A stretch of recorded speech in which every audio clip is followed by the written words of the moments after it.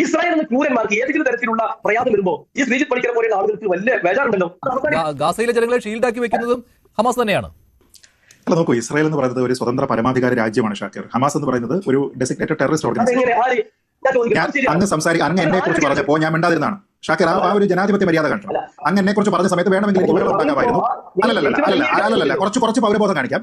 അങ്ങ് എന്നെ കുറിച്ച് പറഞ്ഞപ്പോൾ എനിക്ക് വേണമെങ്കിൽ അലമ്പാമായിരുന്നു. ഞാൻ ചെയ്തില്ലല്ലോ. അപ്പൊ ഞാൻ പറയുന്നത് മറുപടി കേൾക്കുക. ഞാനിത് പറയുന്ന ഉടനെ താങ്കൾ പ്രൊവോക്ഡ് ആവുകയും താങ്കൾ ഹമാസിന്റെ വക്താവല്ലാതാവുകയും മറ്റുള്ളവർ ഇസ്രായേലിന്റെ വക്താക്കളായിട്ട് താങ്കൾ കാണുകയും ഒക്കെ ചെയ്യുന്നത് എന്തോ ഒരു പ്രശ്നമാണ്. അപ്പൊ അതിന് ഞാൻ മറുപടി ആദ്യം പറയട്ടെ. ഒന്ന്, ഹമാസിനെ ചർച്ചയിൽ മൊത്തം ആദ്യം മുതൽ അവസാനം വരെ ന്യായീകരിക്കുകയും എന്നാൽ ഹമാസിന്റെ വക്താവല്ല എന്ന് പറയുകയും എന്നാൽ മറ്റുള്ള കാര്യങ്ങളെ പറ്റി വളരെ കൃത്യമായിട്ട് രണ്ട് പൊസിഷനുകൾ പറയുന്ന ആൾക്കാരെ ഇസ്രായേലിന്റെ വക്താക്കളാണ് എന്ന് സ്ഥിരം രീതിയിലേക്ക് ചാപ്പയടിക്കുകയും ചെയ്യുകയാണ് താങ്കൾ ഇവിടെ ചെയ്യുന്നത്.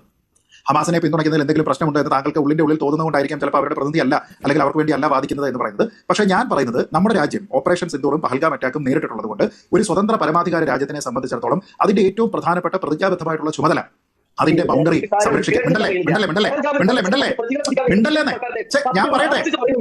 ഞാൻ പറയട്ടെ, നിങ്ങൾക്ക് അരക്ഷിതാവസ്ഥ തോന്നുന്ന സമയത്ത് ബഹളം ഉണ്ടാക്കുക എന്നുള്ളത് നിങ്ങളുടെ പതിവാണ് ഷാക്കിർ. അരക്ഷിതാവസ്ഥ തോന്നുന്ന സമയത്ത് നിങ്ങൾ ബഹളം ഉണ്ടാക്കുന്നത് നിങ്ങളുടെ പതിവാണ്. മഞ്ജുഷ്, ഇങ്ങനെയുള്ള ആൾക്കാരോട് അരക്ഷിതാവസ്ഥ തോന്നുന്ന സമയത്ത് ബഹളം ഉണ്ടാക്കുന്നതിനുള്ള കാര്യമാണ് നിങ്ങളോടുള്ള വാദത്തിനുള്ള മറുപടിയാണ്.